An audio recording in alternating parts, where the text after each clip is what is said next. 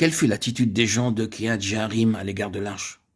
Les gens de Kiriath Jéarim vinrent et firent monter l'arche de l'Éternel. Ils la conduisirent dans la maison d'Abinadab sur la colline et consacrèrent son fils Élazar pour garder l'arche de l'Éternel. Il s'était passé bien du temps depuis le jour où l'arche avait été déposée à Kiriath Jéarim. 20 années s'étaient écoulées, alors toute la maison d'Israël poussa des gémissements vers l'Éternel. 1 Samuel 7, 1, 2. L'arche partit de Shilo sans plus jamais y revenir. Cependant, elle demeura à Kiriath Jéarim, dans la maison d'Abinadab, durant 20 ans. La tente était à Shilo, mais l'arche ne s'y trouvait pas. Shilo était vide. La maison d'Abinadab avait le privilège de la présence du Seigneur. Nous devons remarquer d'une part que l'arche ne retourna plus à Shilo, et d'autre part nous poser franchement cette question. Sommes-nous comme les hommes de Beth-Shemesh qui furent effrayés par la présence du Seigneur, ou sommes-nous comme ceux de Kiriath Jéarim qui accueillirent avec joie la présence du Seigneur? 20 ans après, David devint roi immédiatement. Il voulut que l'arche soit transportée à Jérusalem.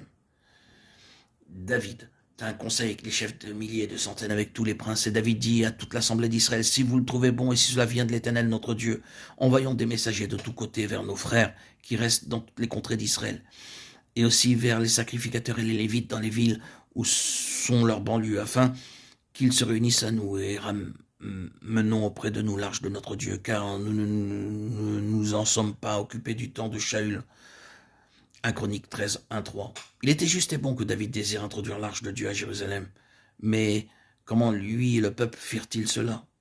David et toute la maison d'Israël jouaient devant l'Éternel de toutes sortes d'instruments de bois, de cyprès, des harpes, des luttes, des tambourins, des sistres et des cymbales. Lorsqu'ils furent arrivés à l'ère de Nachon, Uza étendit la main vers l'arche de Dieu et la saisit parce que les bœufs la faisaient pencher. La colère de l'Éternel s'enflamma contre Uza, et Dieu le frappa sur place à cause de sa faute. Uza mourut là près de l'arche de Dieu. 2 Samuel 6, 3, 5.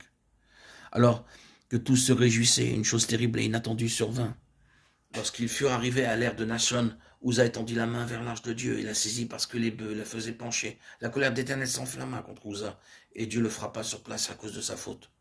Uza mourut là près de l'arche de Dieu. David fut irrité de ce que l'Éternel avait frappé Uza d'un tel châtiment. Et ce lieu a été appelé jusqu'à ce jour Peretz Uza.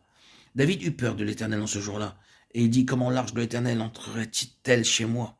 Il ne voulut pas retirer l'arche de l'Éternel chez lui dans la cité de David, et il la fit conduire dans la maison d'Obed-Édom de Gath. L'arche de l'Éternel resta 3 mois dans la maison d'Obed-Édom de Gath, et l'Éternel bénit Obed-Édom et toute sa maison. 2 Samuel 6, 6, 11.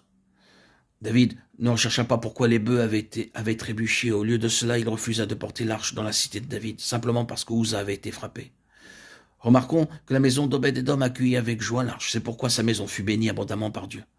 Nous devons de nouveau nous demander: repousserons-nous la présence de Dieu lorsqu'il nous discipline? Ou à l'exemple de la maison d'Obed-Édom, serons-nous accueillants à l'égard de sa divine présence?